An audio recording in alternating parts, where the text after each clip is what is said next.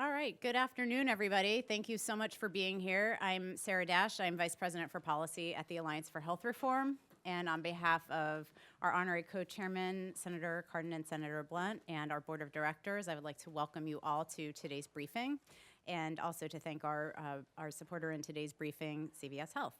So today we're going to talk about medication adherence, what it is, why it matters, and how various segments of our healthcare system are dealing with this issue. And we're also going to explore the evidence on how medication adherence relates to the goals of improving health outcomes and reducing costs, and hopefully also improving the patient experience as well. So you can feel free to follow today's conversation on Twitter using the hashtag RxAdherence. If you need Wi-Fi instructions, they are hopefully on the table in front of you. And we have a very full agenda and a really, really knowledgeable panel of experts today. So I am not going to dive into the details here, but I'm going to actually just go ahead and introduce my panelists. So first, we're very pleased to have as co-moderator Dr. Will Schrank from CVS Health. He's Senior Vice President, Chief Scientific Officer, and Chief Medical Officer of Provider Innovation and Analytics for CVS Health. And he has a career consulting business on the side, or he could. We're gonna hear from Dr. Schrank briefly, and then we'll hear from our panelists. To my right, we have Tom Hubbard, Vice President for Policy Research at NEHI, the Network for Excellence in Health Innovation. Then to my immediate right, Jonathan Blum, who is Executive Vice President for Medical Affairs at CareFirst Blue Cross Blue Shield. Welcome. And then to Will's left, we have Raja Zaitani, who is Chief Pharmacy Officer for Providence Health and Services. And he's going to tell you a little more about who Providence is and who they serve. And then finally, we're very excited to have Dr. Marie Brown. She is a practicing board-certified internist and geriatrician. She's an associate professor of medicine at Rush University Medical Center and governor of the Northern Illinois chapter of the American College of Physicians. So we're really thrilled to have everyone here. I think we're going to get some great perspectives on this issue. And welcome. And with that, I'm going to turn it over to Will Schrank. Well, thank you. It's exciting to see the turnout here. It suggests that folks are thinking more and more about how to keep people healthy and how to focus on optimizing the health of the populations that we serve. I bet everybody here is familiar with a lot of those stats around medication non-adherence, that half of patients don't take their medications a year after they've been prescribed, that the downstream effects to patients is dramatic, leads to great deal of morbidity, mortality, and costs estimated at upwards to $300 billion a year in the United States.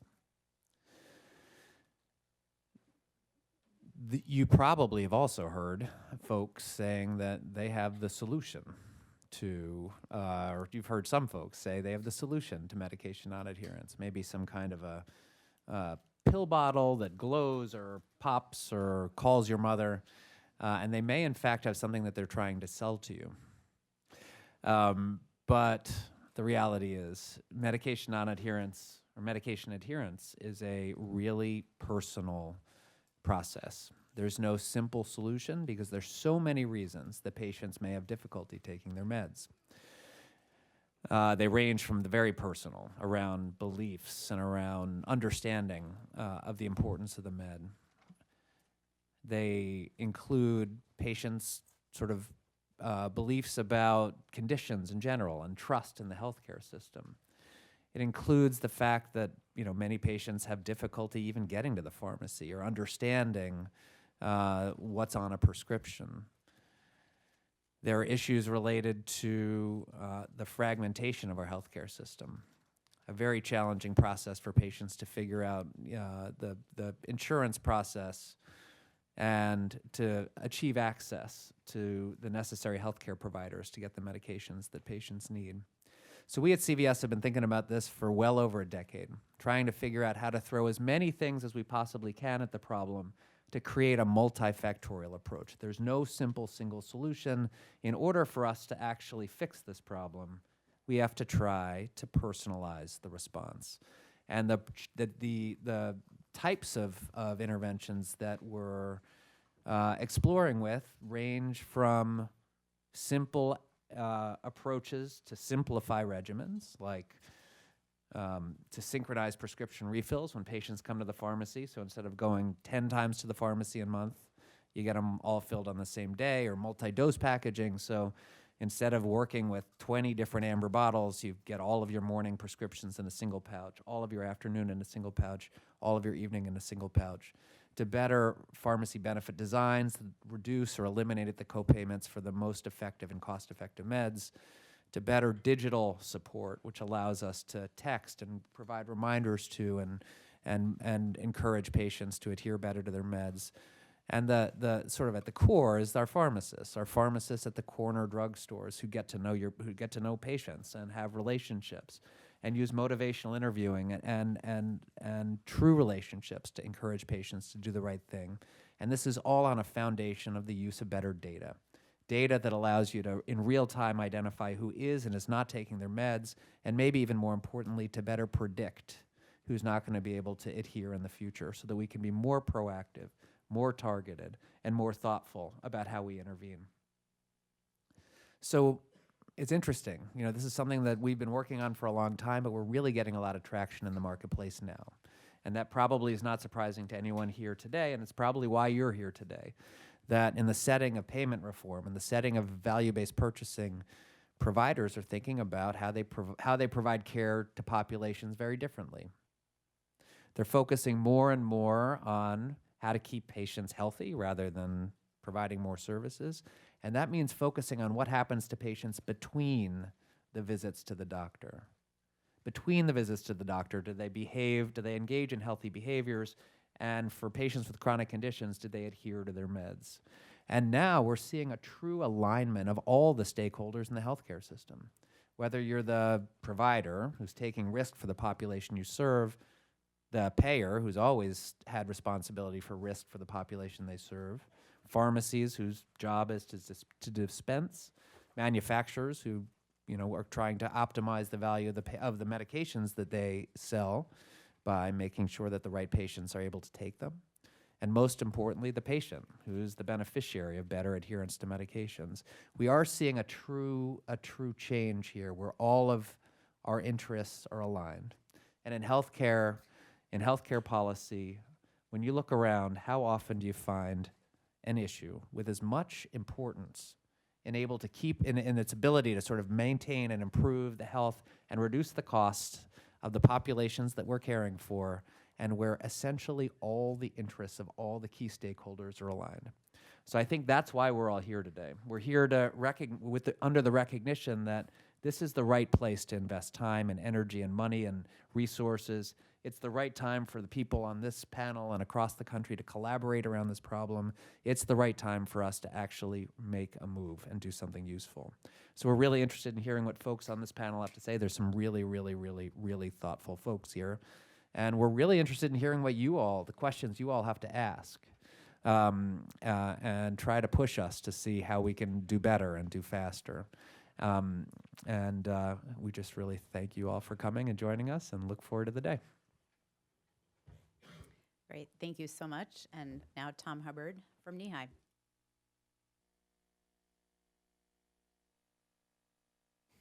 Hi, everybody. Tom Hubbard from NEHI. And just to give you a little background on us, we are a small think tank operation headquartered up in Cambridge, Massachusetts, built on about 90 some odd member organizations that were deliberately pulled together from different sectors in healthcare, or as I describe it, different warring parties in healthcare.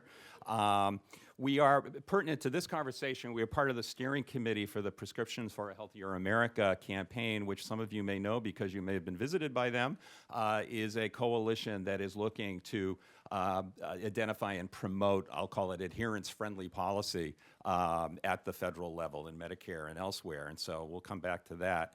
My job is to give you a very quick overview, sort of medication adherence 101, and it's going to draw a lot from the work of everybody else on the panel, including Dr. Schrank, who, if you don't know, is I don't know if I should call you a founding father, but you're definitely a pillar of research on adherence in the United States. So what's it all about? Well, it's about taking medications as directed by the physician or whoever that may be out there these days, and for taking them as directed for as long as is directed. And in the case of chronic disease, which we are increasingly so focused on because of the poor outcomes out there and because of the implication for costs, that can be a very long time. That can be a lifetime. So we'll come back to that too. What's the reality? Will touched on this.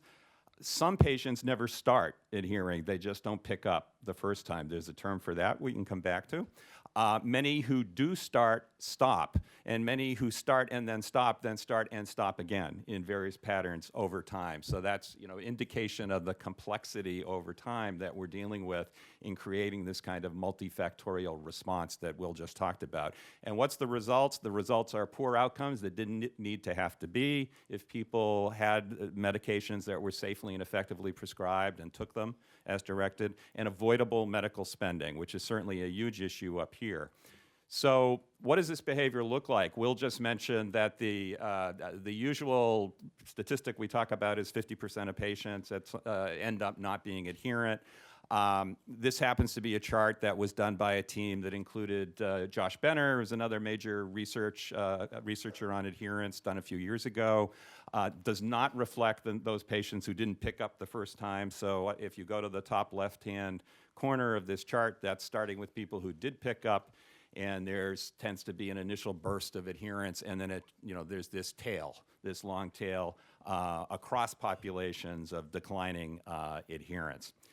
So how do we know this? One thing that Sarah asked me to cover here is, well, how do we tell if patients are not adherent? And the metrics, there's lots of ways to tell, potentially, or at least in an academic setting perhaps, if patients are not adherent. But I think very important for this audience, the metrics of adherence that are in place today in Medicare, which is, and it's so good to be on with John Plumb, Medicare being really the first place in the U.S. health system where we've got system-wide or nationwide adherence metrics in place. It's a metric called PDC, proportion of days covered. Essentially, that's a metric of if you were supposed to be on this pill for 100 days, can we tell from your refill history whether you had a pill a day, if that's what you were supposed to be taking, for 100 days? So it's essentially a pill count measure. And that measure is what's used in the star ratings of Medicare drug plans. So if you've looked at that, or if you have elderly parents who choosing a drug plan every year and you're looking at a 5-star rated plan, if you read the fine detail, you may be seeing metrics reported out of categories of adherence of the customers of those plans. That's what they're measuring. In the future, just to throw in a futuristic note, there are various ways of monitoring adherence electronically. Again, Will mentioned some of those. I mean, pill bottles that will beep a message to somebody. There is interest in the so-called digital pill. There's actually clinical trials going on regarding this now. That's basically putting a dissolvable chip on a pill, and it will beep out what's actually going on in your stomach once you take the pill. That's a little futuristic. To bring it back to cost, this is a chart that was done as part of an article in Health Affairs a couple of years ago by a team led by Bruce Stewart, who is a professor at the University of Maryland School of Pharmacy, and Bruce was also a member for several years of the Medicare Payment Advisory Commission. He and a team dove into Medicare data. In this particular case, they defined patterns of adherence among patients who were diabetic, and then looked at their adherence relative to, in this case, antihypertensive medications. The takeaway from this is that certainly the different categories of adherent patients start out with different, oh, and by the way, what's playing out left to right is their per patient per month medical expenses under Medicare A and B. So they start out in different places, but it widens over time. And that swing at the end of the chart is about $500 a month per patient per month. So serious money related to what appears to be different patterns in medication adherence. So again, we'll teed this up. This is a real This is a real lever to try to figure out in terms of controlling total costs of care. The fiscal angle on this, as folks may or may not know, the Congressional Budget Office in late 2012 had a sort of watershed moment in this field by finally doing a systematic review of evidence around the association between use of prescriptions and medical costs, and found an offset between number of prescriptions used in Medicare and offsets in medical expenses under Medicare Parts A and B. So this is, again, just number of prescriptions out and bills apparently avoided downstream. This chart here, it was done about a year ago by an economist by the name of Chris Roebuck, who's also been a partner of folks, I think, on the panel, where Christopher Roebuck broke out the CBO analysis by disease groups. And what you can see here is that when we start honing in on different disease states or different kinds of patient populations, the potential fiscal impact could be much bigger. Let me just skip through that. So what do we do next? I think, again, to amplify what Will said, we're really now focusing on or need to focus on policies that optimize patient medication use overall and policies that lift patient medication adherence. And I think those two terms, optimize and lift, are the ones that I certainly hear from practitioners and from benefit strategists and folks doing the actual work, like the folks on the rest of the panel, unlike me.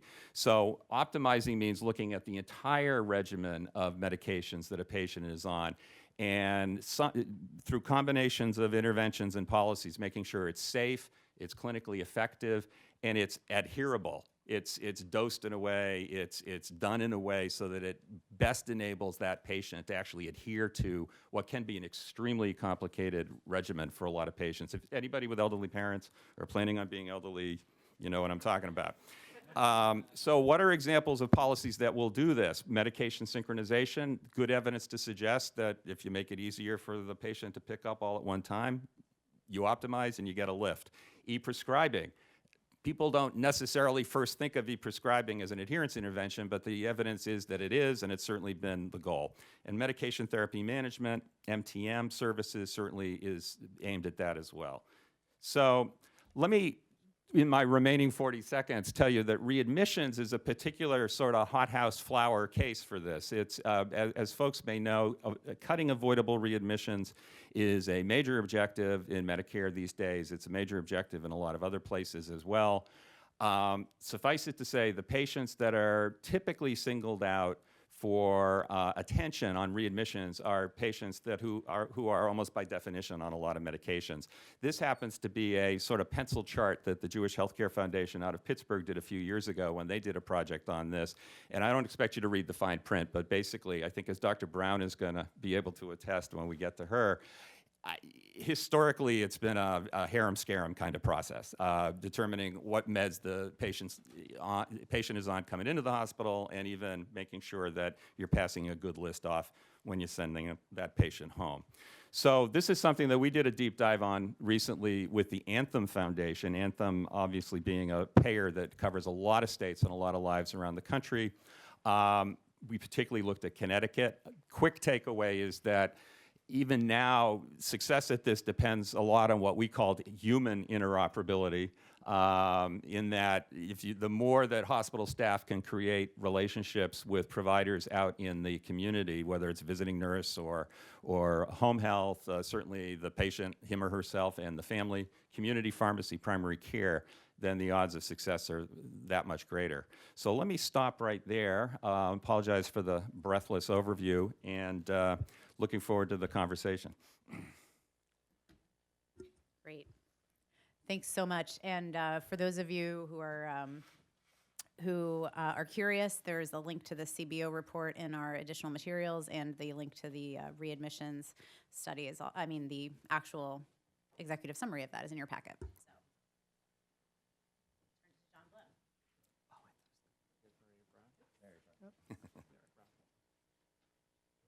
Sorry about that.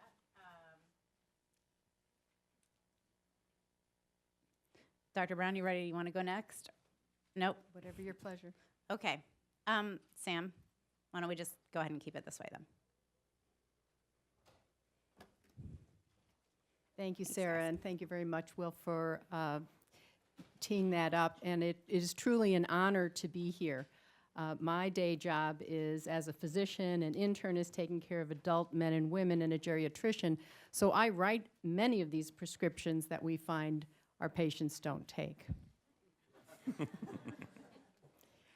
And when I began my research and my journey, when I really started to listen and see the World Health Organization treaties that came out in the early 2000s and saw the figure that 50% of my patients don't take the medicines that I prescribe, I was like most physicians. There's an article Krasinski and I wrote, and I thought, my patients take my medicines because I'm a great communicator. I care deeply about my patients. But when I really looked and allowed myself to believe the data, I began to listen a little bit more clearly and ask my patients in a different manner, to your point, Will, and develop a trusting relationship, because we thought that if they didn't take their medicine, it was as simple as they, as you alluded to, they forgot. It couldn't be they chose not to follow my advice. So people say, well, we'll just get them a pill box, and we'll develop an app, and we'll call them, and we'll send them a letter, and we've got it all fixed, right? Well, much to our surprise and dismay, it's pretty complicated. It's very complicated. At the same time, the majority of patients would not tell me that they were not planning in any way, shape, or form to take that medicine. I was giving this talk in Canada, and a woman came up to me, a nurse practitioner, afterwards and said that at the end of the day, the physician went out in the waiting room and looked in the garbage can, and sure enough, a third of the paper prescriptions that he had written that day hadn't even left the waiting room, all right? And only because of e-prescribing could we even begin to identify the number of prescriptions that were initially written for the first time and never picked up, because the only other way to find out was to look in the garbage can. And in diabetes, it's 40% of patients don't even begin the medicine we start. So even though forgetfulness is a problem, it is not the major reason patients don't take their medicine. There are very good, very valid reasons, very intentional reasons patients don't take their medicine. And I wrote an article with Jennifer Bissell a few years ago, published in the Mayo Clinic Proceedings, that led to us having some resources to interview our own patients about why they do not take their medicines. And in addition to finding out why they don't take their medicines, the first thing we needed to do was identify if they were taking them or not, because it was often hidden. So she and I, on a Saturday afternoon in our office outside of Chicago in Oak Park, we asked our most dear non-adherent patients if they would come in and share their stories. Now these videos, we have a 2.5-minute video, are real patients of ours that I have the honor of caring for to this day, that I took care of for 10 or 20 years, and it may have been years before we tackled or uncovered the non-adherence, and then another few years until we addressed the non-adherence and got them to be adherent. So we'll play that video. I've never really had a doctor to really ask me if I'm following my medication. They never would ask. I wouldn't take it on a regular basis, and then I would see you, and I would let you know that I'd sort of been taking it, but, you know, really, and in part I don't want to be admonished for not taking it. I'm one of those people who really wants to please her doctor. And then the doctor would write out the prescriptions and whatever medication that I have to take. And that would be it. Sometimes they just get up and walk out of the office, and I'm wondering if he's coming back to talk to me or what. Because I work shift work and I'm off every 2 days and not the same day each week, not doing the same thing consistently, then I would miss taking my medicine. And it was real hard to go in there and say, I can't take this medicine because I can't afford it. Because I was embarrassed. I just worry about long-term effects of something like this. It's a drug I'll have to be on for the rest of my life. And then they would tell me that my pressure was high, but I felt fine. So I saw no need to take it. At times, because I'd get home sometimes and be tired or forget or fall asleep watching TV or something. Next thing you know, I was like, oh, I forgot to take it, you know. So something. now, how do you take your medicine? Now all of my medications I take once a day. I take them in the morning before I leave for work. I would say just spend more time with your patients and listen to what they're saying. And how do you build, how should we try to build trust with patients? I can only say time. That's the only way I can see it. I feel like in a way maybe there's some more follow-up with the pharmacy to see how often I'm filling my prescription. And now that I know it's so easy just to turn it over and unscrew it, that's made my life a lot easier. During the staff meeting, I suggested that I call the patients to give them a courtesy call, not only to remind them of their appointments, but to also make sure that they bring in all of their medicine. Those are real patients, and those are just a clip from part of a video where is open access to you. And I hope you'll have time to look at it. It's a great lunch and learn, and it drives a lot of conversation. So you saw just a few snippets of why people hide their medication-taking behavior, some of the obstacles, and a few of the solutions. So they want to please us. So we ask, are you taking your medicine? They say yes. Because if they say no, what do we do? Well, the reality is we know what can happen, right? I'll round from 7 to 8 in the morning, and then I see patients at 8:30. Now, from 7 to 8, I may sit with a family and say, because their diabetes was uncontrolled for 15 years, they're going to lose part of their toe. Or somebody came in overnight and had a stroke because they didn't take their blood pressure medicine for 15 years, a devastating stroke.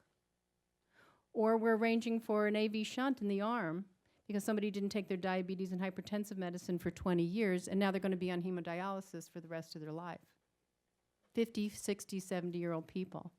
And then I go to the office at 8:30. And who do I see? I see 3 people who look exactly like those people did 15 years ago. And what do I say to them? Don't you understand? Don't you know what's going to happen? Now, you must take your medicine. This is what's going to happen 10 or 20 years from now. Do you take your medicine? And of course, now they say yes, because they're afraid that I'm going to yell at them or admonish them, right? Because I care deeply about them. But many people do not know that's not their reality, that 10 or 20 years. They may not view that their future as one to look forward to. They're more in the here and now. So we need to ask our patients, the entire team, from the medical assistant to the receptionist to the pharmacist to the physician, in a blame-free environment. If one member of that team, once medication adherence is discovered, admonishes or makes that patient feel ignorant or uninformed, we've lost. Because then the next time they're asked, they will hide it once again, just as health literacy or literacy is hidden. These are some of the obstacles. We're going to address the mistrust on the right and altruism. You saw one patient talk about feeling asymptomatic. Also altruism. Most of us in this room are altruistic or aspire to be, putting the needs of others before our own. That's why you're in public service. But what if a patient has $30 or $50 a month and somebody else in the family needs something? Often they are motivated by altruism to sacrifice their own need for someone else. That is a laudable reason for not taking their medicine. We're going to talk about mistrust in just a moment. But on the left, forgetfulness, confusion, cost, and thanks to you and the hard work many of you have done here, access and costs are lower. But confusion still remains, and I hope we'll talk about this in the Q&A. Although 80% of generic medicines are generic now, the blue pill this month may become the pink pill next month and the white pill the following month. So if somebody's on 5 medicine, which is the norm or more for my patients, 5 to the 5th, the number of combinations is over 3,000. And providers don't realize that, and the patients are very confused. We can talk about what they did that in the UK. Other ways to look at obstacles that I hope we'll we will dig deep into in the conversation today, from the patient perspective, the provider perspective, and this negative attitude to the non-compliant patient. There was a time in the 50s and 60s when if somebody didn't take their TB medicine, what would happen? They could be incarcerated because they were a public health menace. You can still incarcerate someone for not taking their medicine today in some states. So this cultural attitude over time that the non-adherent patient is sort of a bad patient, we need to overcome. And lastly, developing trust that Will, I'm so pleased, brought up early on in the conversation. This is a chart from Paling, and you can see on the x-axis it's competence, low to high, and on the y, caring. So many of us aspire to be respected. You may have high knowledge, you'll be respected, but if you don't show that you care, you won't be trusted. And similarly, if you have a lot of caring, but you don't know your stuff, you'll be met with affection, but you won't be trusted. Trust plays an important factor here. And you heard the last, one of the last patients on that video talk about, I said, how do you develop trust? And she says, time. Just like you develop trust in any other relationship, it takes time. And time is what is being squeezed out of my time with my patients in healthcare now.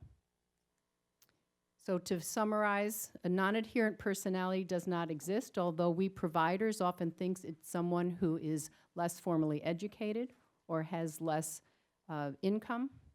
That's not true. Adherence to medications really unrelated to adherence to other lifestyle recommendations. And, let me go back. Non-adherence is a rational behavior. It is determined by beliefs and their own personal experience and the experience of others in their community.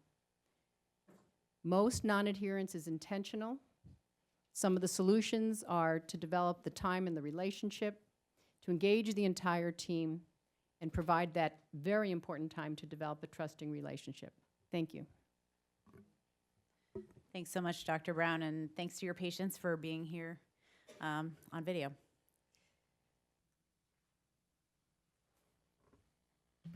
Great. Well, thank you for the opportunity. Thanks to Sarah, thanks to Will. What I want to do is do 2 things. Number 1 is to put the pharmacy benefit in context for a health plan. And Care First Blue Cross covers 3.1 million members. We cover product lines in Maryland, DC, and part of Virginia. We are the largest carrier for the Maryland DC exchanges. We are the largest plan for the federal benefit program given our location. We are mostly commercial members, but I want to give some context to how we think about pharmacy benefits, but then second to talk about strategies for how we try our best to help members stay compliant. This past summer, we built this slide that surprised us. And there's this common, I think, statement that says that pharmacy benefits are 10% of total medical spend. For a health plan covering commercial members, we believe that when you combine those that have both the pharmacy benefit and the medical benefit through Care First, that pharmacy benefits now are close to 1/3 of total spending. That's both the outpatient drug benefit, but also those drugs provided through a physician office setting.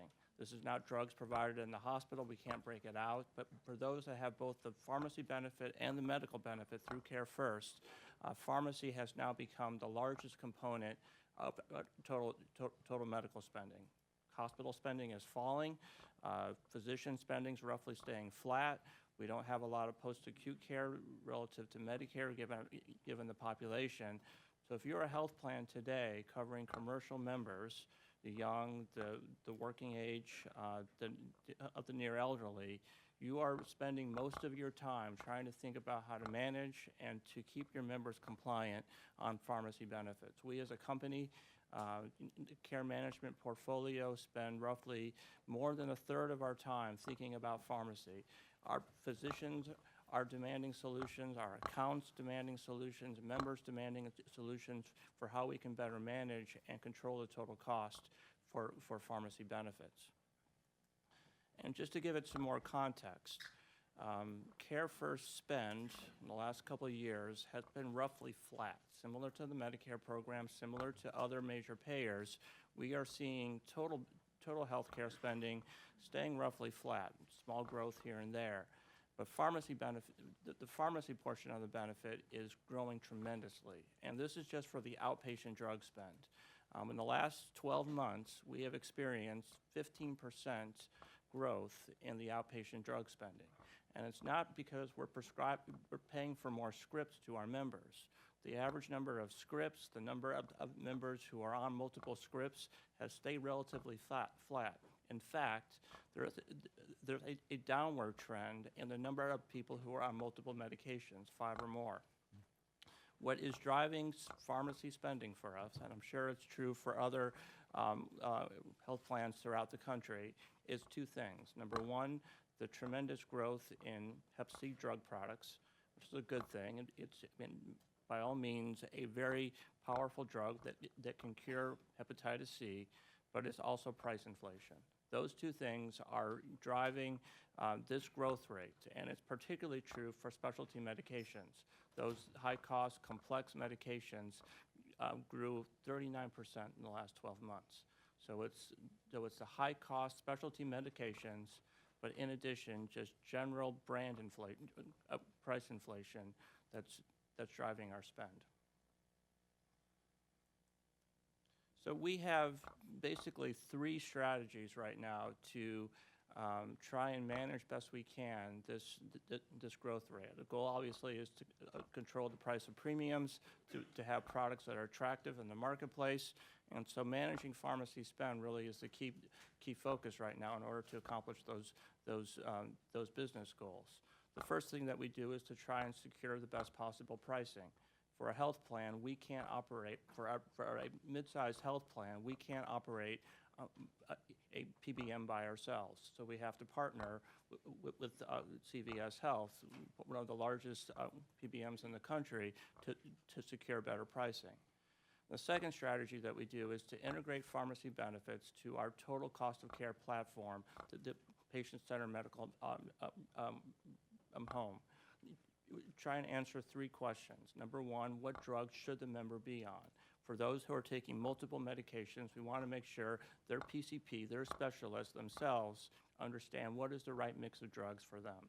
Second is how to boost compliance. For those that are taking costly drugs, we want to make sure they stay compliant and achieve the full benefit to those costly drug regimens.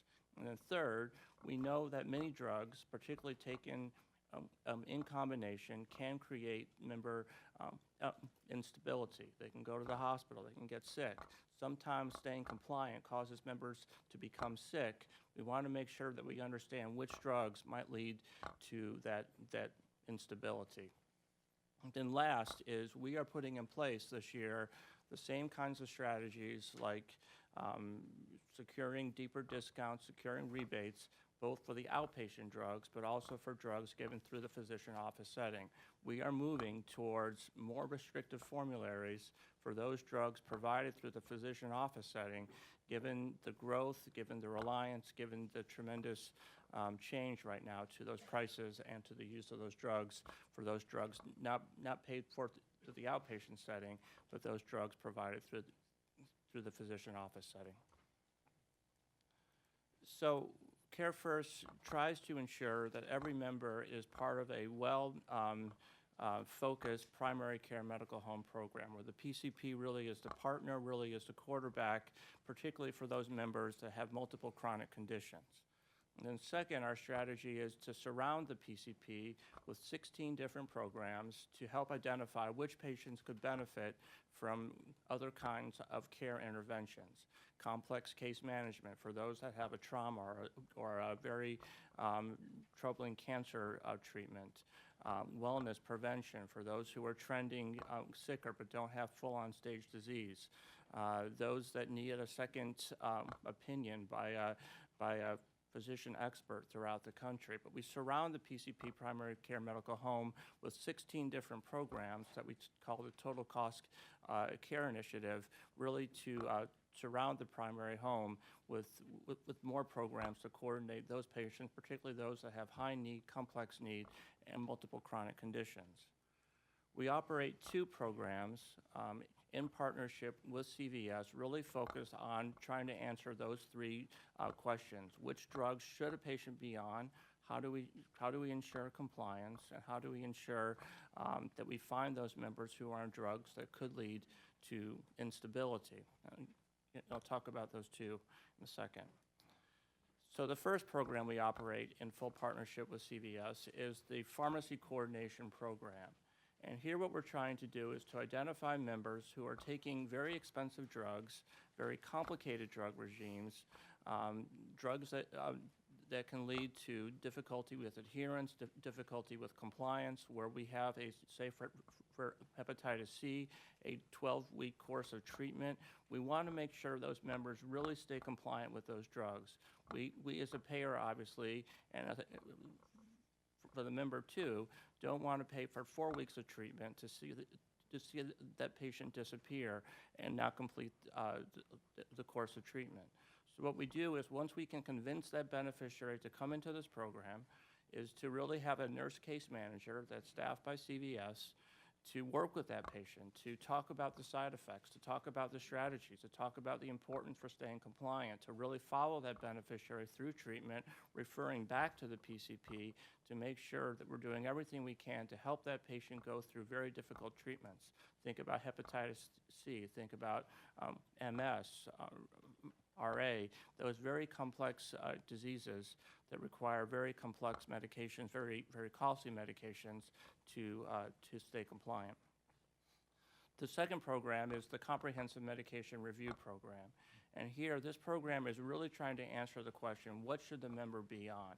For those members who are taking multiple medications, say 5, 10 or more per month, those who are on very complex drug regimens, those who are on drugs that could lead to instability, we work with the PCP to take that full drug picture and send it to an independent CVS pharmacist that's working off-site, but that's working with the patient and the PCP and their specialists to really try and identify which drugs in combination could lead to harmful interactions, which drugs the member's not taking because they can't afford it or they don't understand the complexity, or it creates side effects that are problematic, to try and reconcile duplicate medications, to work with those specialists in order to try and reduce the one that's causing the challenge, but really to use independent pharmacists to work hand in hand with the PCP, with the patient, to try and answer the question, which drugs should the member be on?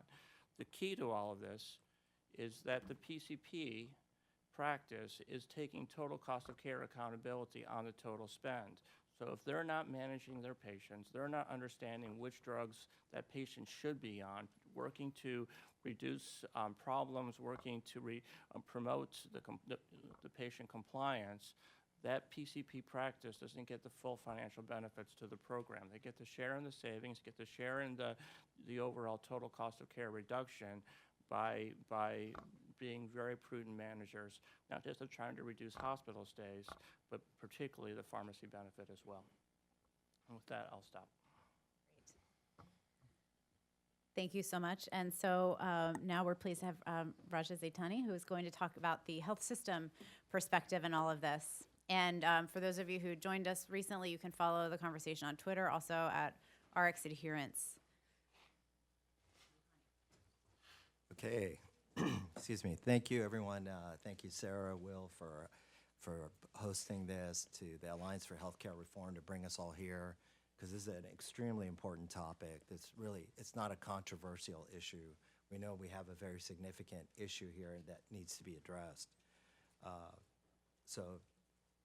let's get started. A little bit about Providence Healthcare, where I come from. I'm Vice President and Chief Pharmacy Officer for Providence. Providence is a West Coast-based company that is the largest healthcare provider in 5 states up and down the West Coast, including California.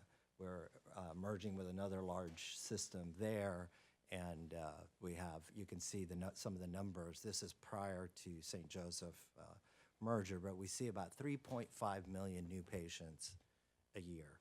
So, and that's at our current state, and that number is going to go up to significantly over 5. So we have it's a massive opportunity to implement change on a large scale. We deal with Inuits, which are like Eskimos in remote regions of Alaska, down to inner city urban areas in downtown LA. So we get to see the full spectrum of patient mix and the type of issues they face in getting their medications. And how do you manage compliance or medication adherence in those settings that vary so significantly? Some facts about medication behaviors. Okay, 1 out of every heart attack patient stops life-saving drugs after just 1 month. So they might pick up their first prescriptions, but within a month, something has dropped off. And again, these are life-saving drugs. This is not something benign. 15 to 31% of all prescriptions are not filled the first time. And Dr. Brown said she finds them in the trash can. But you can go into any hospital and find patients that are being discharged, and they're getting their discharge prescriptions, and about 1/3 of them are the patient never picks them up on their way out of the hospital, even if we're providing them for free. And so a lot of times we do that. We give them for free to make sure they don't end up back in the emergency room 2 days later, and they're still not picked up. And 1 out of 2 prescriptions that patients are on are not taken as directed. And when you look at that, we're using more drugs in more patients than any time in history. So actually the problem's getting even worse than it was 20 years ago in terms of the incidence or the number of absolute cases of patients being non-adherent to their medication regimens. So then when you look at, well, okay, so what does this mean in a big picture? As you look at it, these are the lack of adherence to a medication regimen. It causes us to not have the ability to manage our population's health. And if you look at the #1 causes of death, heart disease, cancer, and stroke are the big 3. 4th is medication non-adherence.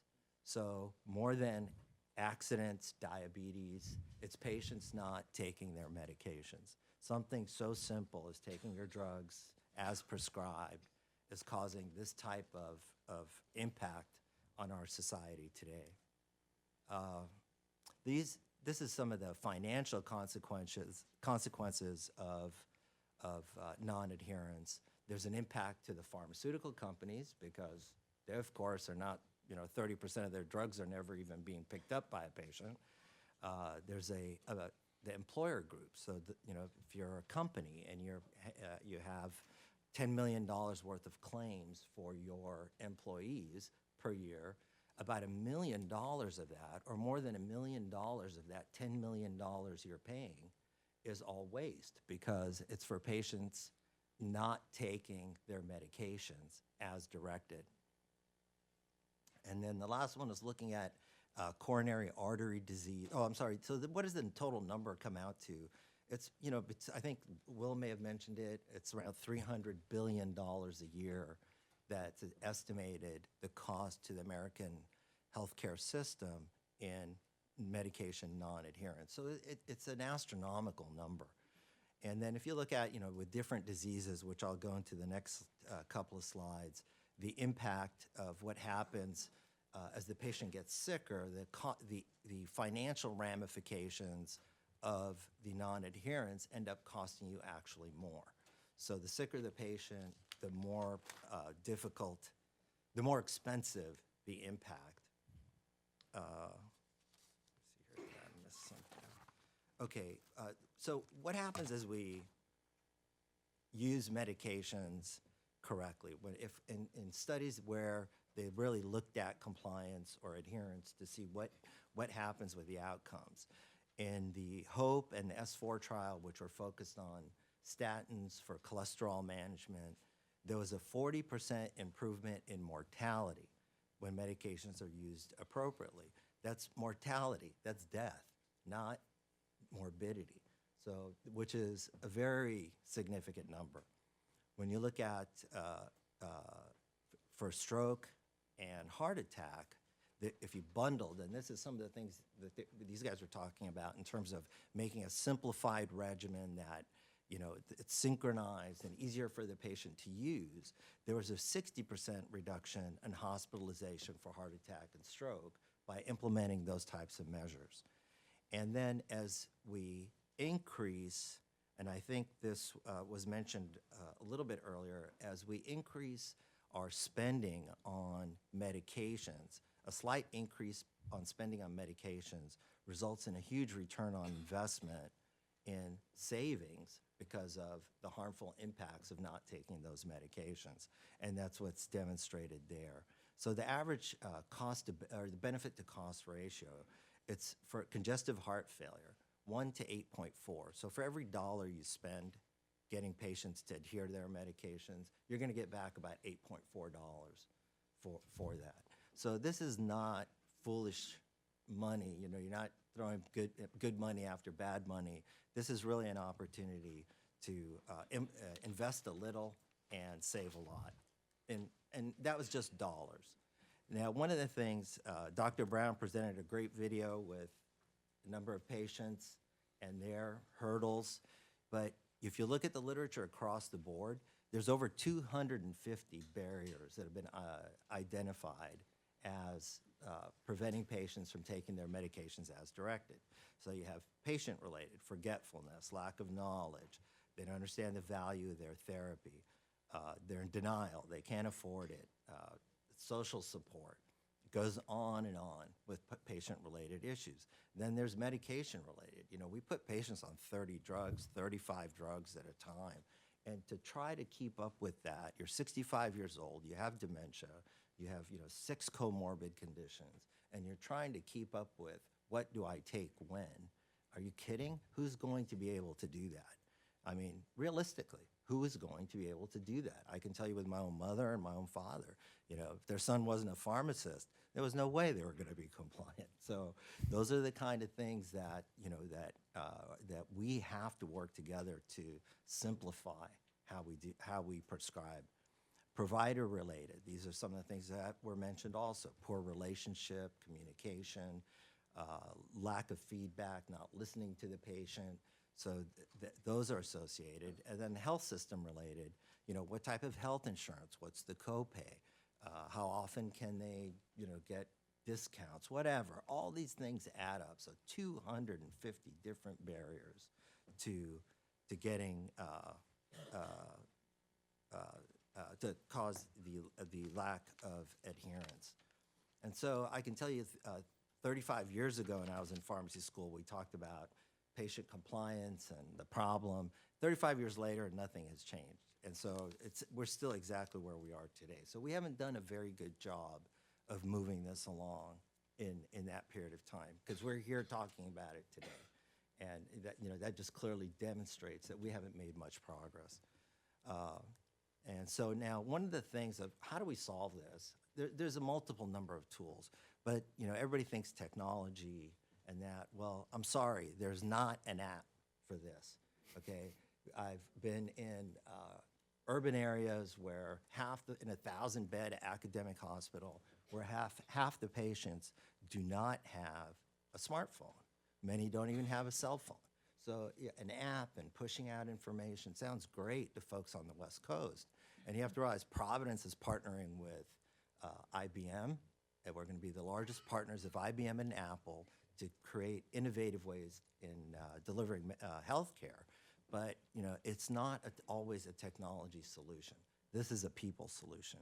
And so then when you look at some of the best outcomes, it's really, a lot of it revolves around the pharmacy, because these patients visit their pharmacy 3 to 4 times per month, I believe, compared to visiting their doctor's office once every 6 months. So that's, 36 touches a year for that patient in the pharmacy versus 2 a year in the doctor's office. So that's the ideal location to catch these patients. So the other thing is integrated healthcare delivery networks. That's like with Providence, where we own the hospitals, we own the doctor's offices, we own the pharmacies, we own the home care infusion, we own every aspect of the patient's care. So when they walk into one of our pharmacies, we're not just looking at what prescriptions to fill. We're also looking at the electronic medical record to see, oh, you were in the emergency room 2 days ago for a heart attack, and you're still on all these meds, or I don't see a prescription for this. So that the data, the availability of all the information, all the encounter data is critical. And lastly, a plug for my profession, which we haven't done a very good job, is that pharmacists are really uniquely qualified to deliver this information. We've spent 7 years getting a degree in pharmacy, 7 years studying drugs and diseases. And then many folks go on to get another 2 years, one of residency and fellowship. These are really the drug experts, that this is what they do. And in hospitals, pharmacists are very reliant, are a very integral part of the healthcare delivery to patients. In the retail setting, we haven't utilized that talent pool to its best. And this is where MTM, medication therapy management programs and the like, come into play. And I think somebody else had this slide on as their opening slide, but increasing the effectiveness of interventions to improve adherence could have a far greater impact on population health than any other advancement in medical therapy. And this comes from the World Health Organization. So that's a pretty powerful statement. I mean, it's really giving us where we need to go. And that's it. Thanks, everyone.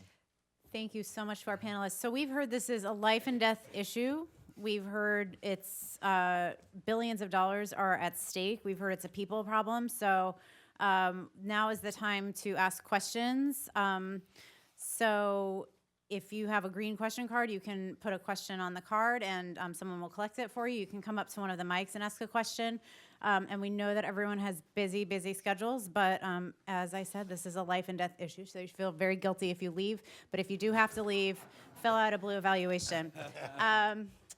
All right, well, so as people are getting organized with their questions, let me ask this. So we've heard from the very personal patient level, all the way up to the health system and the plan level, that this is a data issue, it's a fragmentation issue. We've heard about the different roles that people have to play. So as people are sitting here and kind of thinking about the policy implications, how can the panelists give their thoughts on how does this connect to policy? I mean, you can't just call up your constituents and tell them to take their medicine or else, right? So how do we do this?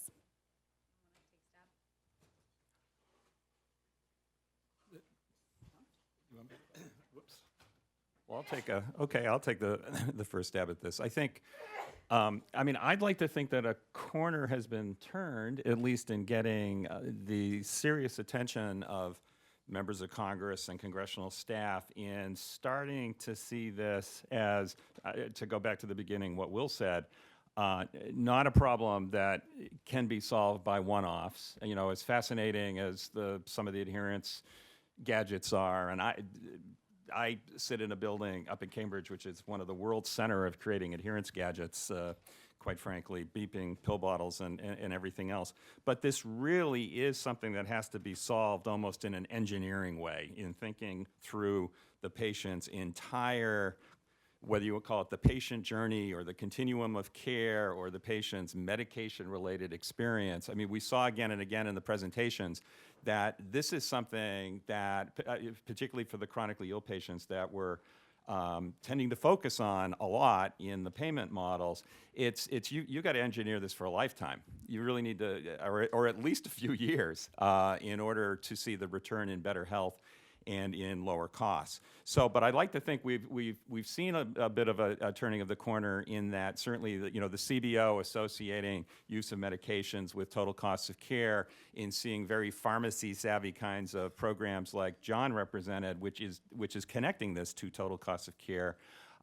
So Sarah, I guess I would say if I were like congressional staff and I saw the likes of me coming in right now, what I would be asking for is show me things that may not even have the term medication adherence on the top of the briefing, but show me something that is going to give this lift to adherence, even in a fairly modest mechanical way. Show me something that contributes to optimization of the overall regimen, and let's continue to package those things together as we move forward.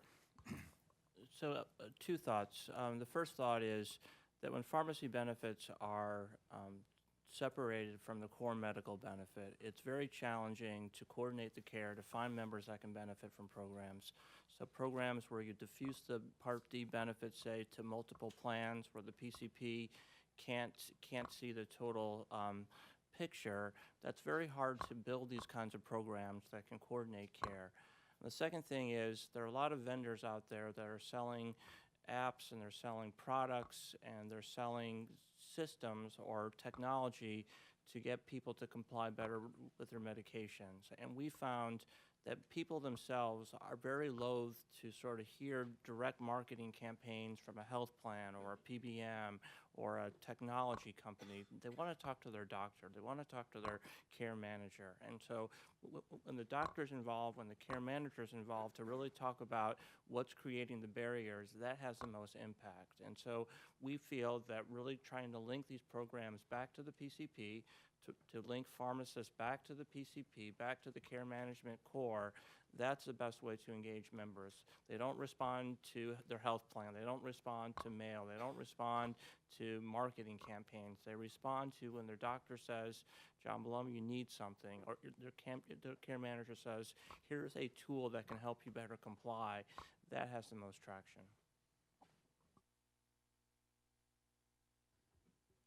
Three points. One is, and I think Sarah, you mentioned this, that there's a Medication Synchronization Act, or perhaps many of you are at the state level, or maybe it's percolating up to the national level. But I'm always haunted by Mildred in Chicago, my 92-year-old patient who was on 10, 12 drugs.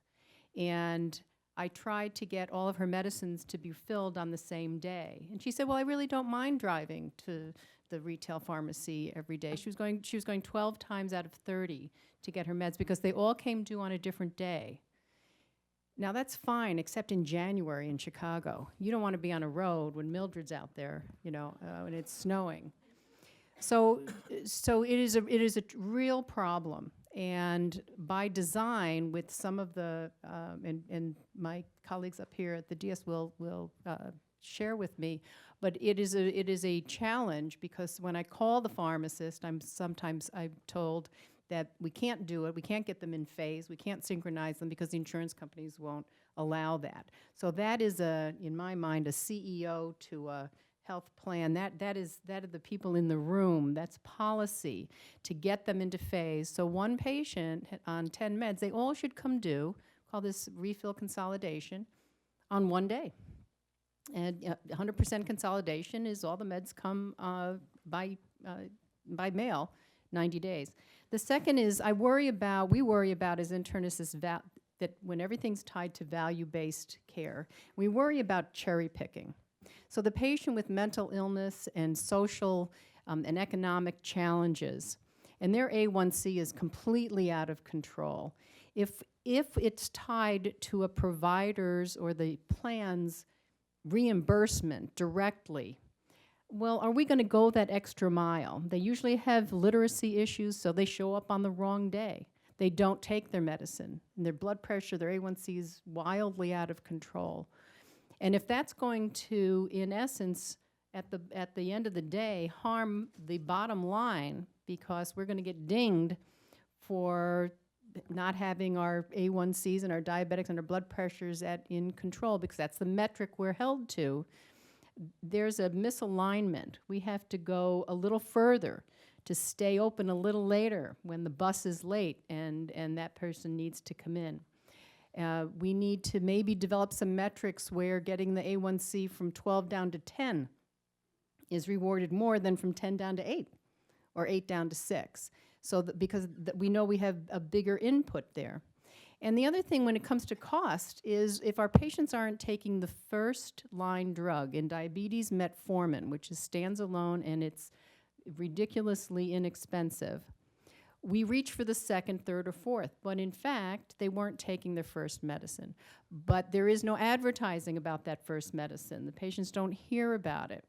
So we're losing a tremendous amount of opportunity reaching for that second, third drug that are so expensive when those drugs don't work as well as the first line drug, which is generic and much more effective and incredibly inexpensive. So those are some policy issues I would challenge us all with.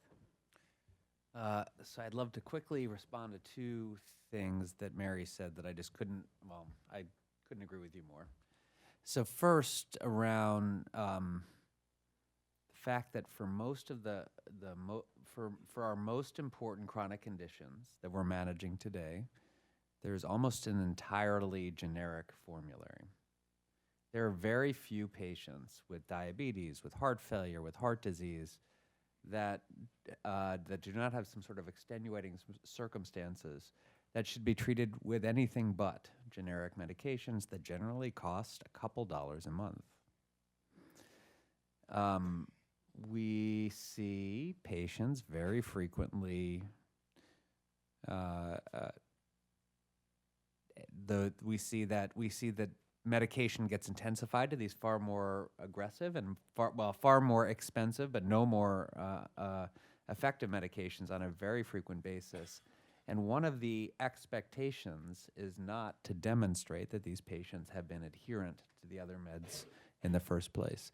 This issue is going to be a really big issue in the near future with the PCSK9 medications to treat cholesterol. So we've got a great class of medications to treat cholesterol. The statins have probably saved more lives than any other class in history. They're now, majority of the statins are available as generics, and they're very inexpensive.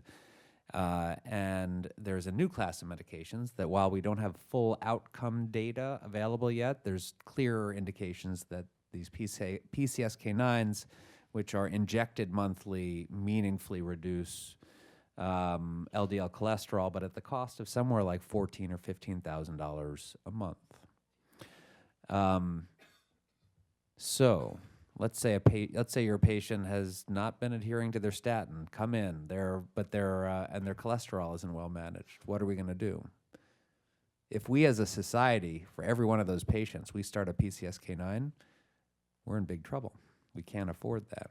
And it's not necessarily the best thing for the patient. And if the idea that we can start to be really critical about who has truly failed one therapy before stepping to another therapy, I think is going to be essential in the near future for us to be able to be fiscally responsible about how we deliver drugs to patients. I also wanted to add that in terms of synchronization, it's true that some have had difficulty. It's one of the nice things about working for a big company like CVS is that we've been able to sort of leverage a whole lot of lawyers to talk to the state boards of pharmacy in every single state and all the different payers across the country. So we've been able to implement, really without exception, across the country, a synchronization project that any patient walks in and wants their medication synchronized, they can get that at a CVS. So I think I'm certain others will do it, and I'm certain others will figure out ways to sort of deliver that kind of service. But in the short term, if that's something that somebody needs, it is available. And I wanted to kind of ask a question both to Raja and to John. You both spoke to the role of the pharmacist. And the pharmacist is this uniquely trusted partner in the process of medication delivery and education. They can play roles in a whole bunch of different ways. They could be the dispenser at the pharmacy. Some increasingly they're pharmacists that are working in the clinic as part of a patient-centered medical home. there's a whole host of different ways that pharmacists can be part of the solution. I wanted to hear your thoughts about where you think the pharmacist fits in, and how do you think the pharmacist ultimately, what's the sustainable model for the pharmacist? You know, pharmacists will do a lot for free because they think it's the right thing to do. But if you're running a big company and you have lots of pharmacists, what's the model that allows pharmacists to be most supportive of your goals and your needs? So maybe Roger, you start. Well, the model that we're trying to build is to build a close partnership back to the PCP. And so most practices that are in our PCMH program are small. They're independent physicians. There may be one person working with other physicians in other offices. They're a two-person office or a five-person office. They don't have the resources at a large integrated practice to bring a pharmacist on site. What we hear from our physicians is they need someone to talk to. They need someone to consult with. They need to have a trusted relationship with the PCP, with a pharmacist back to the PCP, particularly for patients who are challenged with multiple chronic conditions or rare conditions. And so we're trying to leverage our CVS partnership basically to be that add-on staff to the physician office. We pay for that comprehensive medication review and in order to prescribe value to it, but the PCP, the one that refers the patient to the comprehensive medication review, we don't refer. So it really has to be a partnership, and it's what we see really is the model going forward is to bring that partnership and to use our relationships to build capacity that a small PCP practice wouldn't have the capacity themselves to build.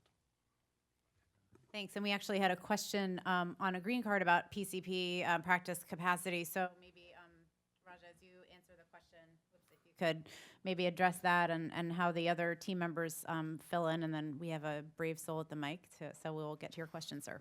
Okay, perfect. A little bit about the pharmacist role and how the pharmacist can fill in. You know, traditionally pharmacists have, well, still to this day, many states are recognizing pharmacists as direct patient care providers and can be reimbursed for their services. CMS has not taken that move and doesn't have anything in place that pharmacists get reimbursed for professional fees. And that's kind of been a hindrance to advancing the profession forward in this arena.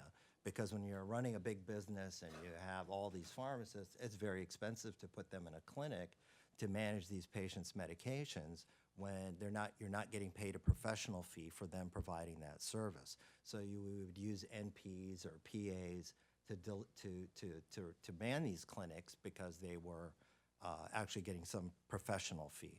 But in most of the studies I've been involved in, you know, we have clearly demonstrated the value of a pharmacist managing these clinics. There was a recent study, I think it's out of Chicago, about a pharmacist-managed congestive heart failure clinic compared to a physician-managed congestive heart failure clinic, and the readmission rate was 30% lower with the pharmacist-run clinic. So there's definitely, there has to be some regulatory changes that allow for that pro fee to move that kind of imaginary hurdle. But then we also need to go with that patient-centered home where we have an opportunity where the physician, the pharmacist, all the other healthcare providers are really managing that patient's care. And I think somebody mentioned early the journey. And I think what we have to do is modify the patient journey in such a way where this doesn't require referral. When a patient has 10 meds and they're over 65 years old or they have certain kinds of very high-risk meds, you know, it's a mandatory referral to that medication therapy management clinic. I mean, the investment is, you saw the return, it's astronomical. So just modifying that journey to allow those types of activities to be integrated into their patients' healthcare delivery will, I think, help change the trajectory. Thanks. As for, physician, I think, well, just very briefly regarding the PCP, PCPs are at capacity. We're asking them to see one patient every 15 minutes. How are they going to explain their medication? So having another profession that's well-versed in this topic offloads some of the responsibility off the PCP to allow them to do what they do, and then let somebody else who knows about the drugs take care of the drugs for them. Great. Thanks. Do you have a question? Ken Feingold from ASPE and HHS. A lot of the research is focused on people with Medicare or with commercial plans who have constant coverage. But we've had a tremendous increase in the number of people with coverage the past couple of years under the Affordable Care Act. I was wondering if you're aware of any research that's looked at the impact on adherence as people move from uninsured to insured, or if you've seen any changes in adherence in the last couple of years, particularly in states like Illinois that have expanded Medicaid. I can speak to that a bit. Not from the most recent expansion with the exchanges, but when the Part D program was first implemented, there were a number of studies at that point that really looked at what happened to patients when Part D was implemented and when patients who were previously uncovered suddenly had access to coverage. There a broad number of studies that all showed the same thing. A, patients fill more prescriptions. B, they fill more prescriptions for very, very high value as well as some lower value services. But D, their health was better. We see reductions in total in health services utilization costs. So I think it's really been that's the Part D experience has been widely recognized as a real success. That this was an expansion of coverage that was less expensive than people thought. It wasn't perfect.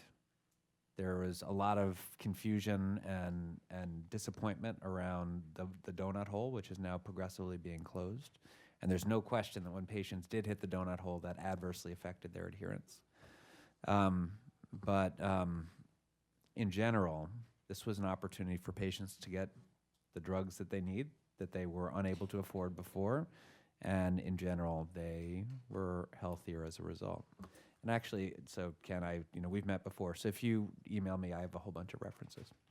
So two things to add to those comments. First is we've seen for those folks that have come in to the exchanges, tremendous need. And so the folks coming in through the exchanges, they use more drug benefits than those that have a similar health status. So there's definitely pent-up need and pent-up demand. The challenge is that we're also seeing that folks who are joining plans through the exchanges are changing coverage rapidly. They go to Medicaid, they get employed, they go to a large group. The notion, I think, that folks joining the coverage through the exchanges and will have stable coverage, I think is being challenged by the data. Folks are moving, folks are changing plans, they're going on to Medicaid, they're joining different companies, getting different coverage. So that's going to challenge the kind of programs that we're talking about. And they work best when you have continuity of coverage, continuity of data systems, continuity of providers. And I think the experience to date shows tremendous need, tremendous demand, but not stable coverage with people due to life circumstances, changing plans, products quite frequently. Thank you. Thanks for the question. So just to follow up on, I think something you said, John, about when you separate out kind of a pharmacy benefit from a medical benefit and what happens. So I'm sure as many people in the audience know, in the last few months, CMS announced a new demonstration project for Part D medication therapy management. And I'm wondering if anyone on the panel has comments about that particular demo project. What are some of the things that it's trying to do to better align the incentives, and are there things that, in the Part D plan world, is that going to help to sort of get the incentives aligned, get the data aligned, and get the programs aligned? Because we remember the Part D plans also don't really have jurisdiction, if you will, over the physician offices or other kinds of things. Thanks. For Care First, some Care First members don't have the Care First pharmacy benefit. Their employer has chosen a different PBM provider, different pharmacy benefit. So all the programs that I described don't apply to those Care First members whose company has chosen a different pharmacy benefit manager. So it's vitally important to have the data, to have the claims information, to feed it back to the PCP so they can see the complete picture.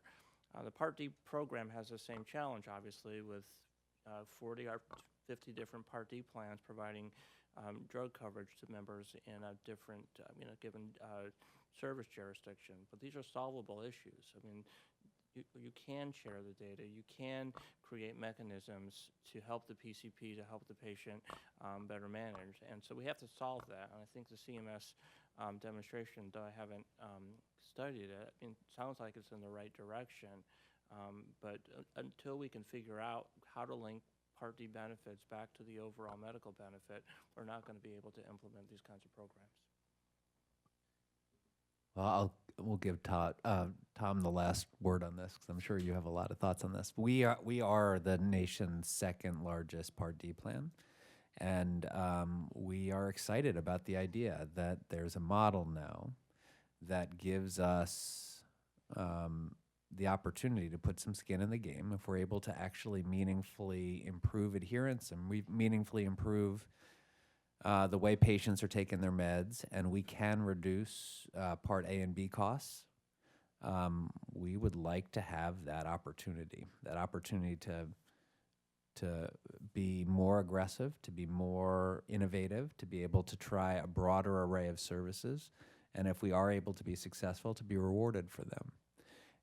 So for us, this is a really unique opportunity to prove that what we're doing, the programs that we've developed, the services that we've put into the marketplace, that our ability to partner deeply with providers, with health systems, will allow us to deliver a higher quality care that will reduce total cost of care, and that we'll be able to reap some of the benefits of the value we produce. So, we as a large PBM, as a large Part D plan, are excited about participating. There are a couple things about the model that are worrisome to us in terms of the benchmarks for total cost of care reduction that seem maybe overly ambitious. But nonetheless, we think in concept that this is going in just the right direction.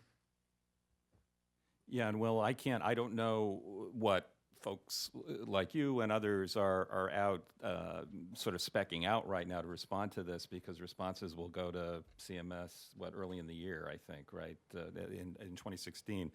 But I think, again, to build on what you said, what seems particularly exciting about this is it's a pilot in which CMS is going to incentivize this 360 view of the patient that John's been talking about, merging data, medical data and the pharmacy data, so that you can get a more complete picture of the patient. And it's also going to be an opportunity to use the kind of predictive analytics or basically use data in advance to identify patient populations and then design intensity of services around particular populations and their particular needs. And this is just, you have to think, essential to proving out the cost effectiveness of these services, certainly in Medicare, where all this is ultimately, if it's going to be scaled up, it's got to meet a CBO test. It's got to show a contribution to total costs of care again. So I know there's at least maybe a couple of Medicaid experiments around the country that are doing some kind of version of this. I haven't kept up totally with what North Carolina's been doing in Community Care of North Carolina, which did get a major CMS award to do their version of, call it, enhanced pharmacy services, which the plan was to actually offer some really substantial dollar payments to community pharmacists to handle particularly complex patients. I think hundreds of dollars, instead of the free brown bag review where you never know what's going to come in that brown bag, and it's, as Roger said, it's sort of just hard to plan for. This was something that was going to allow some rational forecasting of the kinds of patients that need help, tailor the service around it, provide adequate financial incentive around it. I know there's a similar experiment in Minnesota, in a Medicaid ACO in Southwest Minnesota, doing this, but I think this experiment, which is going to launch in 2017, should be a a way to really prove out these principles now and really make medication, another step towards making medication management, medication review a more serious, clinically meaningful activity. Sarah? Two quick things, and I think that, mentioning, as my receptionist did, the least formally educated woman on that video, that it was her idea. She changed medication adherence in our office. And we talk about a team-based care. She said, well, why don't, when I call the patients for their appointment the next day, remind them to bring in all their medicine, even the ones they're not taking. Wow, when you said that, they just brought in shopping bags. they were coming in the mail, but they weren't taking them. So I think the team-based care, the brown bag review, is critical. There's two other quick issues. One, ARC is doing a program with Gordy Schiff on indication-based prescribing, which I think has a tremendous amount of benefit for health literacy. So if the medicine that I write, I put chlorothalidone every day for blood pressure control. So you put the reason why they're taking it on, and it should be on that label, especially when the appearance of the medicine is going to change every time you get it refilled. So metformin every day for diabetes, or for sugar control, whatever. So putting the indication on there for our major chronic illnesses would be huge. I think addressing this trademark issue, especially with asthma, the UK decreased admissions because they got rid of the confusion about which inhaler to use to control their asthma, because they were all different colors. And so the UK said, well, why don't we just make all the rescue inhalers one color and all the prevention inhalers, the steroid inhaler, another color? It made a lot of sense. And it decreased admissions, readmissions for asthma. And lastly, the amount of the length that I can write a prescription will vary by state. So some states it's 12 months, some states it's 15 months. It's very difficult to make sure that if I can write a prescription for only 1 year, to make sure that on September 12th in 2016, that person comes back on September 12th. Right? If they don't, there's no wiggle room. There's no opportunity. It's impossible to get the same appointment on the same exact day, year to year. So states that have embraced a 13-month or 14-month or 15-month prescription for these chronic meds, and saying to the patient, you need to be on this for the rest of your life, which we don't usually do for a variety of reasons, is important. So those are two policy issues that I think we could I add on that? And I'd be curious as to the opinions on the panel on that. So something like indication-based prescribing, and I know it's still being studied, and the evidence base is not entirely firmed up. But to me, that's another example of one of these maybe even modest steps that fit into the whole mosaic, because hypothetically, indication-based prescribing not only gives a message to the patient, it gives a message to pharmacist downstream, and that pharmacist may be in the best position to say, I see you're on this medication for, you're on metformin for diabetes, but I don't see any ACEs and ARBs, I don't see any cholesterol meds, I don't see any hypertension meds here. Are you sure you haven't been prescribed for that? And maybe that's the trigger for the pharmacist to call back to the doctor and say, I think there may be gaps in care here, and maybe we should address this. So all these things can add up in a way, and if they become more standard of care or standard business practice, could add up to pull up all these populations. Yeah, I just wanted to say that is absolutely correct. All these little things add up and eventually kind of shift the paradigm on this. And I think it's all these little steps. We have to investigate them all and put them all into play. There's no one size fits all solution for this. And I think the more we can come up with, the better the final outcome will be. Well, that's a great note to end on. So I would like to thank our panelists and hope that this problem is solved in the next 35 years, because I just realized I'm going to be on Medicare by then. So fill out your evaluations if you haven't already, and let's give our panelists a round of applause. Thank you.